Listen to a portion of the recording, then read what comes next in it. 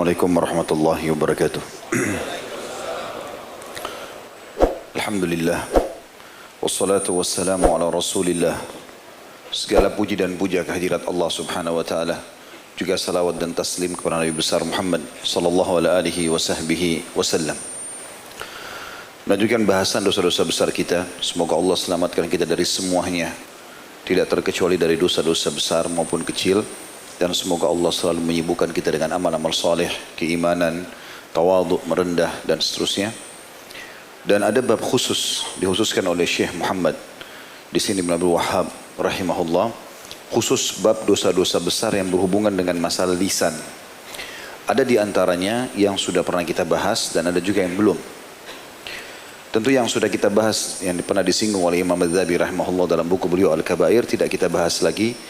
Tetapi kita bahas secara umum, ada beberapa dalil-dalil yang perlu diulangi dan ada bahasan yang belum terbahas sama sekali seperti misalnya judul yang kita sebutkan malam ini, banyaknya berbicara pada hal-hal yang tidak bermanfaat. Teman-teman sekalian, Allah subhanahu wa ta'ala memuji hamba-hambanya yang tidak banyak bicara terutama pada hal-hal yang tidak bermanfaat. Artinya dia berbicara, iya dia tanya kabarnya orang, dia menyebutkan tentang sebuah nasihat, menuntut ilmu, apa saja kira-kira yang bermanfaat, instruksi yang kira-kira dibutuhkan dan bermanfaat, semua itu tidak ada masalah.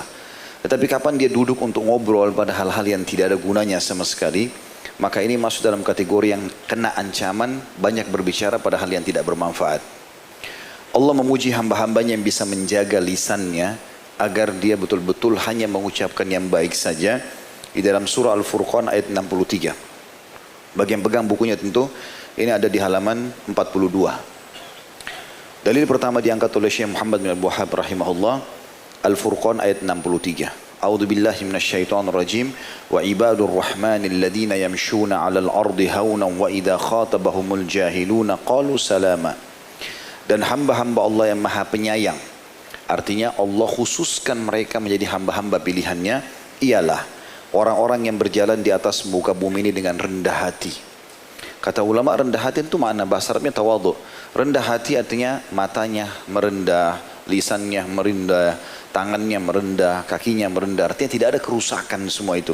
Matanya tidak melotot memandang orang, lisannya tidak menyakiti orang lain, tubuhnya pun tidak ditinggikan supaya misalnya merendahkan orang lain atau mencibir.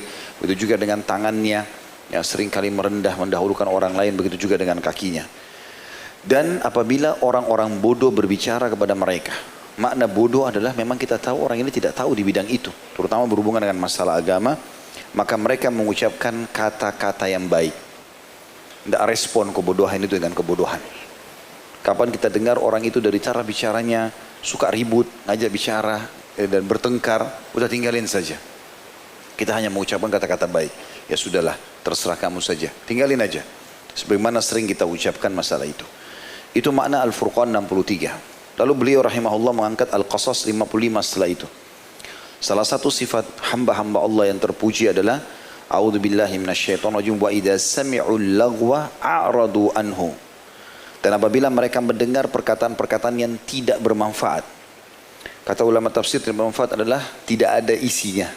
Terulang-ulang kisah yang tidak perlu. Kisah yang berhubungan dengan masalah dunia ini cukup sekali. Pengalaman kita pernah kita lalui sekali, dua kali cukup. Tapi bertahun-tahun terulang diucapkan dengan orang yang sama, apa manfaatnya? Tidak ada manfaat. Maka semua tidak bermanfaat berarti tinggalkan. Allah memuji itu. Sifat hamba Allah apabila mereka mendengarkan perkataan yang tidak bermanfaat, mereka meninggalkan. Mereka berpaling darinya. Ya, tidak perlu lagi. Masih banyak kosakata, masih banyak kalimat, masih banyak nasihat, masih banyak ilmu yang bisa diucapkan. Daripada hal-hal yang sama terulang-ulang. Gitu kan? Dan itu ada pengecualian kata ulama. Kecuali dalam masalah ilmu. Al-Quran, zikrullah. Memang ini terulang. Kan? Bahkan Imam Syafi'i rahimahullah menekankan ilmu itu kalau sering diulang maka dia makin ya, tertanam. Begitu juga dengan zikrullah, sering ada zikir terulang-ulang habis sholat, zikir pagi petang, berdoa, membaca Al-Quran memang terulang-ulang. Tapi selain daripada ini hal-hal yang tidak bermanfaat maka semuanya ditinggalkan. Kemudian beliau mengangkat Surah Qaf ayat 18 tentang pentingnya peringatan ada malaikat yang selalu mengawasi kalimat yang diucapkan. A'udzu billahi minasyaitonir rajim. Ma yalfidhu min qaulin illa ladaihi raqibun atid. Dan tidak ada satu ucapan pun yang diucapkannya melainkan manusia itu ada di dekatnya malaikat pengawas yang selalu hadir, mencatat semuanya. Kita bisa lupa, tapi malaikat tidak akan melupakan. Apalagi Allah Azza wa Jalla, semua akan dihisab olehnya. Kita masuk ke dalam hadis Nabi SAW yang masyhur, hadis Bukhari Muslim. Beliau mengangkat ini sebagai dalil yang keempat. Abu Hurairah radhiyallahu anhu meriwayatkan secara marfu, man kana yu'minu billahi wal yawmil akhir falyaqul khairan aw liyasmut. Barang siapa yang beriman kepada Allah dan hari akhir, artinya yakin Allah ada dan mengawasinya, serta dia ingin masuk surga di hari kiamat, salah satu yang harus dilakukan adalah hendaklah dia berkata yang baik saja. Makna baik, bermanfaat dan jauh dari murka Allah, dan atau dia diam. Diam di sini tidak ikut-ikutan sudah. Termasuk di sini teman-teman tidak boleh bicara yang tidak punya ilmunya di situ. Ya, saya berikan contoh pada pertemuan-pertemuan sebelumnya. Ada berkaitan dengan bahasan kita ini. Ada orang subhanallah setiap kali kita duduk semua bidang dia muncul di situ. Nah, ini aneh kalau orang bisa menguasai semua bidang. Itu nggak mungkin terjadi. Pasti ada orang yang lebih menonjol di bidang tertentu. Dan memang kata Nabi SAW, Inna Allah yuhibbu min abdin idha amila amalan yudkhinahu. Allah suka kalau seseorang hamba ya, menekuni sebuah kegiatan, dia menguasainya. Makna salah satunya adalah dia fokus ke bidang-bidangnya. Jadi tidak semuanya orang bisa menguasai, tapi akan ada bidang tertentu yang dia menonjol di situ. Dan dalam riwayat keduanya juga maksudnya Bukhari Muslim, dalil yang kelima diangkat oleh Syekh Muhammad rahimahullah dari Sahal bin Sa'ad radhiyallahu anhu secara marfu, man yadman li ma baina lahyaihi wa ma baina rijlaihi admanu lahul jannah. Barang siapa yang bisa menjamin bagiku, kata Nabi SAW, apa yang ada di antara dua jenggotnya, pipinya, lisannya maksudnya, dan apa yang ada di antara dua kakinya, maksudnya kemaluannya, aku akan jamin baginya surga. Hadis ini riwayat Bukhari nomor 6474. Hadis ini menjelaskan kepada kita bagaimana kalau seorang muslim bisa mengontrol kedua anggota tubuhnya ini, maka akan aman semuanya. Yang lain akan aman. Karena bermula dari lisan, diakhiri dengan kemaluan. Mayoritas dosa di situ. Ya, mayoritas dosa. Termasuk zina dan yang lainnya, gitu kan. Maka itu akan ada hal-hal yang dimulai dari lisan dan diakhiri dengan kemaluan. Terutama perzinahan tentunya. Tapi umumnya sama itu. Menghina, mencaci maki, segala macam hal. Ini masuk ke dalam masalah itu. Kalau dia tidak berzina, maka dia akan mencaci maki sampai pada kemaluan orang. Karena memang ini yang selalu merusak ya, kehidupan seseorang. Makanya Nabi SAW mengatakan siapa yang bisa menjamin itu, kedua benda ini, lisannya dia gunakan dengan sesuatu yang hal bermanfaat bagi dia. Dia hisap setiap kalimat yang akan keluar. Dan juga kemaluannya tidak akan tersentuh dan terlihat kecuali pada orang yang halal, maka dia akan dapat jaminan surga. Dalil selanjutnya juga, tentu ini yang keenam dalil yang diangkat oleh Syekh Muhammad, cukup banyak dalilnya. Dari Sufyan bin Abdullah, dia berkata, aku bertanya wahai Rasulullah. Ini tentu sahabat Nabi radhiyallahu anhu. Sufyan bertanya kepada Nabi SAW, mengatakan, wahai Rasulullah, apa perkara yang paling engkau takutkan padaku? Tentu riwayat ini ada sambungan sebelumnya. Maksudnya dia coba bertanya banyak urusan agama. Setelah Nabi SAW jelaskan, lalu dia seakan-akan ingin selamat. Dia mengatakan, ya Rasulullah, kira-kira apa yang paling anda khawatirkan sehingga agama saya ini bisa rusak? Sekarang saya mau istiqomah. Bagaimana supaya saya tidak rusak nih? Apa yang harus saya jaga? Maka beliau SAW memegang lidahnya sendiri. Nabi pegang lidahnya lalu ditarik sambil beliau mengatakan, kuffa alaika hadha. Tahanlah atasmu ini. Riwayat Tirmidzi dengan hasan sahih. Artinya kalau kau gunakan lidahmu, ucapan kalimat, betul-betul kau hanya ucapkan pada hal-hal yang bermanfaat bagimu. Ya, tidak menyakiti orang lain dan bermanfaat bagimu. Dalam riwayat Tirmidzi juga dan disahihkan oleh beliau dari Mu'adz radhiyallahu anhu, beliau pernah berkata, ya Rasulullah, apakah kita sungguh dibalas dengan semua yang kita katakan? Semua yang kita ucapkan ini. Kalau tidak baik berarti akan dihukum oleh Allah.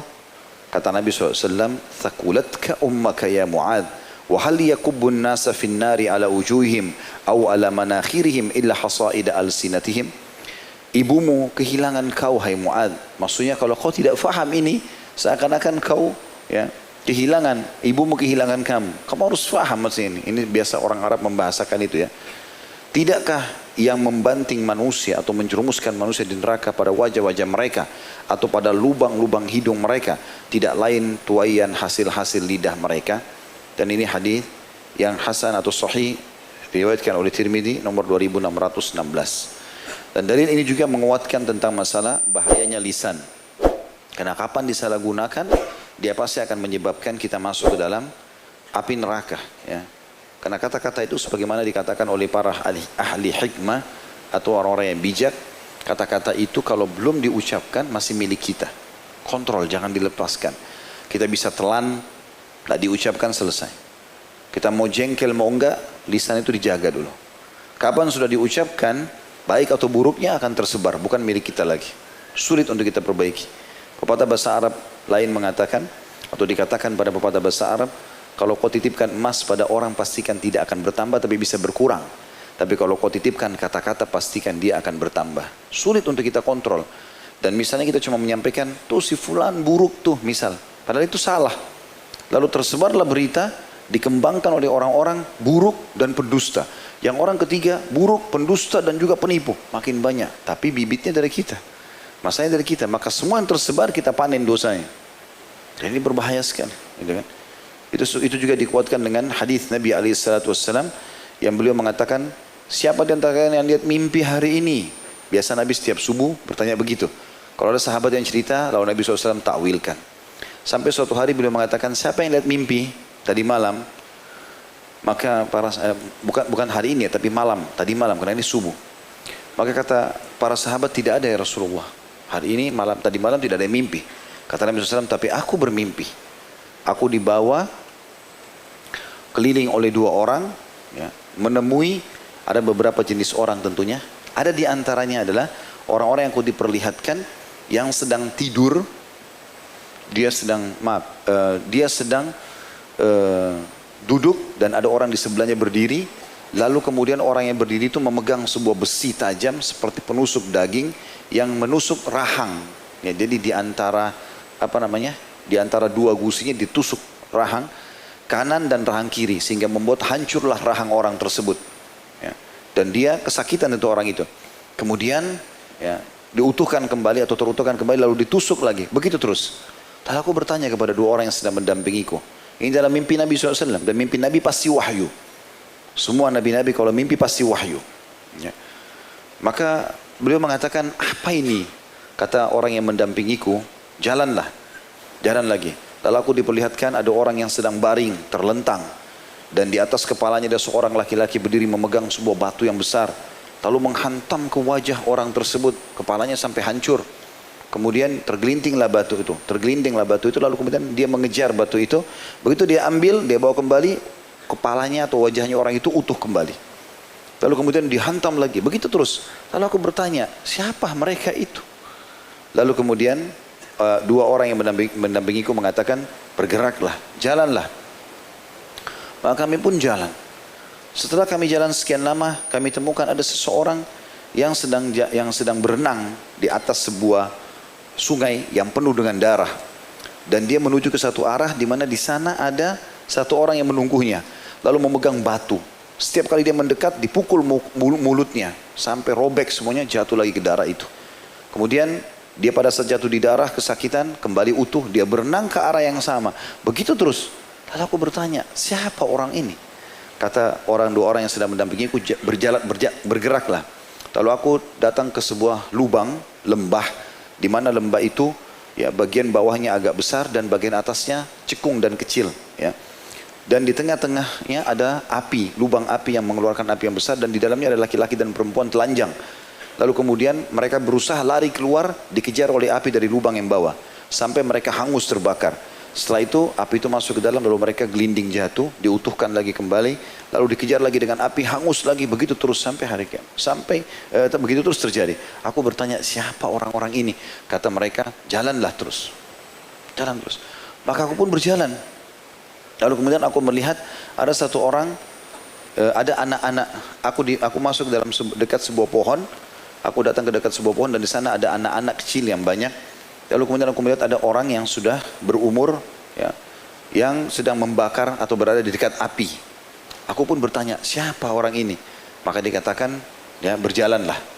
Setelah berjalan, barulah Nabi SAW mengatakan, kalian berdua telah membawaku keliling-keliling. Dan aku ingin mengetahui apa tadi yang terjadi. Maaf, sebelum itu ada lagi tambahan riwayatnya. Saya baru teringat, Nabi SAW mengatakan, aku naik di atas sebuah pohon yang tinggi, dan di sana ada banyak laki-laki dan perempuan juga anak-anak. Lalu aku bertanya, siapa ya, tempat siapa ini? Sangat indah, aku belum pernah lihat rumah sebagus itu. Maka kemudian aku pun dikatakan bergeraklah. Lalu aku naik lagi ke atas yang lebih tinggi dan lebih bagus dari sebelumnya. Aku bertanya, siapa punya tempat ini? Lalu kemudian barulah kedua malaikat itu mengatakan, jalanlah terus. Sampai Nabi SAW mengatakan, kalian telah membawaku keliling-keliling dan aku ingin tahu apa semua yang terjadi.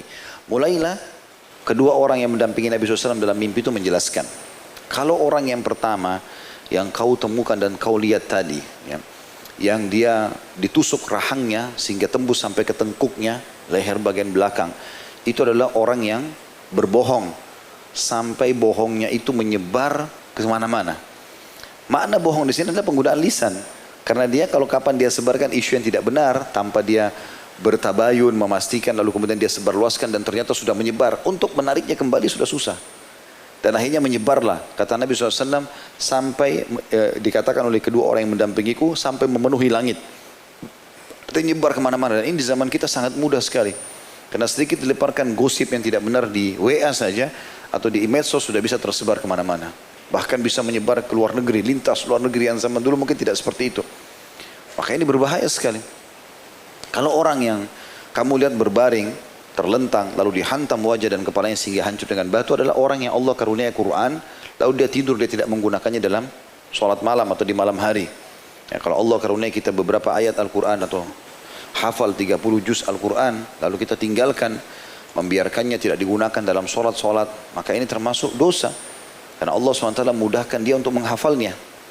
Kalau orang yang kamu lihat berenang di sungai darah, kemudian dia berusaha datang ke pinggir lalu dihantam mulutnya dengan batu, adalah orang yang suka menggunjing dan memfitnah orang, maksudnya menceritakan aib-aib orang. Ini juga berhubungan dengan masalah lisan. Jadi terus disiksa begitu. Kemudian kalau orang yang ada, atau laki-laki dan perempuan yang ada di sebuah lembah yang di bawahnya ada lubang, lalu ada api yang menyerang mereka, adalah para pezina. Gitu kan? Mohon maaf, yang tadi yang orang dipukul mulutnya itu bukan orang gibah, orang pemakan riba. Pemakan riba, dihantam mulutnya dengan batu. Kemudian setelah itu orang tua yang kamu lihat di dekat anak-anak kecil itu adalah Ibrahim alaihissalam, ya, kakekmu, kakek Nabi SAW. Kemudian setelah itu rumah yang pertama kamu masuk adalah rumah dan istana kaum muslimin di surga. Sementara yang lebih bagus lagi di atas itu adalah rumah para syuhada. Lalu kemudian kedua orang yang dalam mimpi itu berkata, ketahuilah hai Muhammad, aku adalah Jibril dan ini adalah Mikail, maksudnya dua malaikat yang mendampingi beliau. Lalu dikatakan kepadaku, lihatlah ke atas hai Muhammad. Lalu aku menaikkan kepalaku ke atas, lalu aku melihat di sana ada istana yang sangat bagus di atas awan, ya. Maka mereka mengatakan itu adalah rumahmu. Lalu aku pun terbangun. Tapi saksi bahasan kita ternyata ini ulama sepakati hadits ini dimasukkan dalam azab kubur. Jadi belum neraka, baru azab kubur. Orang yang melakukan perbuatan-perbuatan salah dengan lisannya, ini berbahaya bagi dia karena akan menjadi penyebab siksa kuburnya. Wa na'udzubillah. Selanjutnya, jadi ini sesuai dengan apa yang dijabarkan tadi atau disampaikan Nabi SAW kepada Muadz bin Jabal radhiyallahu anhu, ya, tidakkah yang membandingkan manusia di neraka pada wajah-wajah mereka atau lubang-lubang hidung mereka kecuali tuaian dari kata-kata atau hasil lidah mereka. Dalam riwayat Tirmidzi dari Abu Sa'id al-Khudri, ini dalil selanjutnya. Ini yang ke-8 berarti, ya. Riwayat Tirmidzi dari Abu Sa'id radhiyallahu anhu secara marfu, idza asbaha ibnu Adam fa inna a'dha'a kullaha tukaffiru lisan taqul ittaqillaha fina fa innama nahnu bika in istaqamta istaqamna wa in wajajta wajajna. Jika seorang anak Adam masuk di pagi hari, maka sungguhnya semua anggota badannya mengingkari lisan atau mengingatkan lisan. Jadi tangan, kaki, kemaluan, kulit, semuanya ini berbicara dengan lisan. Bagaimana kita nggak tahu? Ini penyampaian wahyu. Mereka berkata, anggota tubuh berkata kepada lisan kita setiap pagi, bertakwalah kepada Allah dalam memelihara hak-hak kami. Sesungguhnya kami hanya dengan kamu atau bergantung dengan kamu hai lisan. Jika engkau istiqamah, betul apa yang kau ucapkan, kami semua akan ikut, kami juga istiqamah. Tapi jika kamu bengkok, mulai kamu menggoda, menipu, menggunjing, memfitnah, maka kami pun ikut bengkok. Hadis ini dihasankan oleh Albani dan dirawatkan oleh Tirmidzi nomor 2407. Yang kesembilan dalilnya diangkat adalah dari Abu Hurairah radhiyallahu anhu, bahwasanya juga secara marfu, innal abda la yatakallamu bil kalimati ma yatabayyanu fiha yazillu biha fin nari ab'ada mimma bainal masyriqi wal maghrib. Seseorang hamba berbicara dengan satu kalimat, diibaratkan dalam hadis ini satu kalimat, bukan satu cerita yang panjang, setengah jam, 1 jam, 2 jam dia bicara, atau berhari-hari atau bahkan bertahun-tahun dia berbicara. Kalau seorang hamba berbicara dengan satu kalimat yang dia tidak memperhatikannya, artinya tidak mau tahu apakah itu salah, tidak salah, dosa atau tidak, maka di mana dia jatuh dengannya ke neraka lebih jauh dari jarak antara timur dan barat. Hadis ini riwayat Bukhari Muslim. Artinya bisa saja seseorang itu berbicara, dia anggap itu hal yang biasa, sepele, tapi ternyata dosa. Ya, termasuk menggunjing orang, memfitnah, segala macam hal. Atau yang kita jadikan bahasan kita adalah berbicara pada hal-hal yang tidak ada gunanya. Semuanya hal-hal yang kosong. Sebagaimana nanti akan ada dalil yang kuat berhubungan dengan masalah itu ya. Yang selanjutnya adalah dalilnya. Yang kesembilan, hadis yang diangkat beliau riwayat Tirmidzi dan disahihkan oleh beliau, oleh Tirmidzi, dari Bilal bin Al-Harith radhiyallahu anhu secara marfu, inna rajula la yatakallamu bil kalimati min ridwanillahi ma kana yadhunnu an tablugha ma balagat yaktubullahu lahu biha ridwanahu ila yaumi yalqah wa inna rajula yatakallamu bil kalimati min sakhatillahi ta'ala ma kana yadhunnu an tablugha ma balagat yaktubullahu alaihi biha sakhatahu ila yaumi yalqah. Sesungguhnya seseorang berbicara dengan satu kalimat dari keridhaan Allah, di mana dia tidak mengira kalimat itu mencapai apa yang dicapainya. Jadi maksudnya dia mungkin cuma berzikir subhanallah sekali, mungkin cuma sekedar nasihat, satu kalimat, 2 kalimat kepada orang, ternyata itu sudah cukup bermanfaat bagi dia. Kalimat, bisa orang mengucapkan satu kalimat dari keridhaan Allah di mana dia tidak mengira kalimat itu bisa mencapai apa yang dicapainya. Maksudnya balasannya sangat besar. Kemudian Allah menetapkan keridhaannya baginya. Maksudnya keridhaan Allah. Jadi Allah masukkan dia ke dalam surga dengan kalimat itu. Dan Allah berikan dia rahmat sampai hari bertemu dengannya. Dan Allah berikan semua kebutuhannya. Dan sesungguhnya seseorang bisa berbicara dengan satu kalimat dari kemurkaan Allah Ta'ala, di mana dia tidak mengira kalimat itu mencapai apa yang dicapainya. Menggunjing orang, memfitnah, menganggap remeh, apalagi sampai mengolok-olok nikmat Allah Subhanahu Wa Ta'ala misalnya. Kemudian Allah menetapkan kemurkaannya atas satu kalimat itu saja sampai hari bertemu dengannya. Ya, hadis ini diriwayatkan oleh Tirmidzi dan disahihkan oleh Albani, tentu di nomor 2319. Jadi ini cukup saja peringatan ini, hadis ini teman-teman yang kita bahas malam ini sudah luar biasa. Bagaimana gara-gara satu kalimat yang baik, nasihat, zikir, atau ayat, apa saja sudah cukup mengundang ridhonya Allah. Allah ridho kepada kita dengan kalimat itu sampai hari kiamat. Dan juga cukup dengan satu kalimat yang bisa mengundang murkanya Allah yang banyak dianggap remeh oleh orang, ngomong sembarangan yang tidak ada gunanya, banyak bicara yang tidak ada berguna, maka sudah cukup untuk membuat murkahnya Allah melekat sama kita sampai naudzubillah hari bertemu dengan Allah atau hari kiamat. Yang ke-10 hadis yang diangkat oleh beliau adalah riwayat Bukhari, diriwayatkan Imam Muslim dari Jundab bin Abdullah radhiyallahu anhu secara marfu. Beliau mengatakan, "An rajulan qala, wallahi la yaghfirullahu li fulan."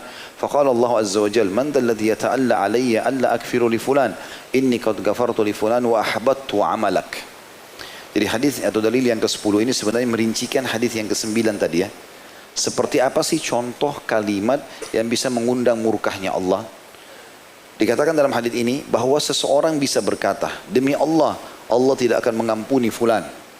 Ini pernah saya kasih contoh kayak misalnya, antum di pengajian begini ketemu sama teman yang dulu mungkin buruk antum tahu. Kemudian tiba-tiba antum lihat dia, antum lihat ini orang dulu fasik benar, suka berzina, suka bohong, suka segala macam. Weh, kok ahli neraka ada hadir di sini misal. Atau apalah kalimat-kalimat seakan-akan mengolok-olok dia, gitu kan. Menganggap diri kita lebih baik daripada dia. Bahwa seseorang berkata demi Allah, Allah tidak akan mengampuni fulan. Kayaknya kau tidak akan diampuni dosamu deh. Terlalu banyak misalnya. Gitu kan. Maka Allah Azza wa Jalla berfirman, siapakah yang bersumpah atas namaku bahwa aku tidak akan mengampuni fulan, sungguh aku telah mengampuni fulan. Maksudnya orang yang sedang diolok-olok itu, dan aku menggugurkan amalanmu. Justru orang yang mengucapkan itu, ya, dia gugurkan seluruh amalnya. Dan ini berbahaya sekali. Dan juga diriwayatkan bahwa yang mengatakan demikian adalah seseorang ahli ibadah Abu Hurairah berkata, takallama bi kalimatin awbaqat dunyahu wa akhiratahu. Dia mengatakan satu kalimat yang membinasakan dunia dan akhiratnya. Jadi maksudnya di sini hadis tadi yang menjelaskan ini adalah seseorang yang dirinya ahli ibadah. Anggaplah kayak di majelis ilmu, rutin hadir majelis ilmu, hati-hati teman-teman. Makin bertambah ilmu kita harus makin merendah. Bukan makin menganggap remeh orang lain. Bukan makin merasa diri kita lebih dari orang lain. Tidak bisa. Walaupun di depan mata kita itu orang fasik, tiap malam berzina, minum khamr, atau bahkan orang kafir sekaligus. Ya. Kalau mereka selama belum meninggal kita nggak boleh main vonis sembarangan. Apalagi vonis neraka. Gitu kan. Allah tidak akan ampuni, itu bukan di tangan kita. Bukan urusan kita itu. Justru kita menjadikan mereka sebagai ajang pahala buat kita, itu benar. Ya Allah berikan hidayah, kita jadikan atau sampaikan nasihat-nasihat yang baik. Mungkin dia bisa dapat petunjuk, tapi bukan malah divonis. Kecuali orang jelas-jelas meninggal dalam kekafiran, udah meninggal, dan itu pun kata ulama ada ibroh, ada pelajaran. Misal dia tadinya penjahat, suka memiksa umat Islam, lalu dia meninggal. Lalu umat Islam saling menyampaikan berita gembira, alhamdulillah si fulan yang kafir itu sudah meninggal dunia. Seperti waktu meninggalnya Abu Jahal, meninggalnya Abu Lahab. Kalangan muslimin sahabat berbicara tentang itu. Telah meninggal Fir'aunnya umat ini. Gitu kan? Karena ada ibrah pelajaran. Tapi kalau tetangga antum orang kafir, gak ada hubungannya, tidak pernah buat masalah. Oh si kafir mati, masuk neraka. Tidak ada gunanya. Apa gunanya buat kita? Gitu kan? Tidak ada manfaatnya. Sesuatu yang bermanfaat ya, ada ibrah. Walaupun kita tahu secara teori dia masuk neraka. Tetapi di sini perlu kita fahami, ada hukum-hukum syar'i yang harus kita faham.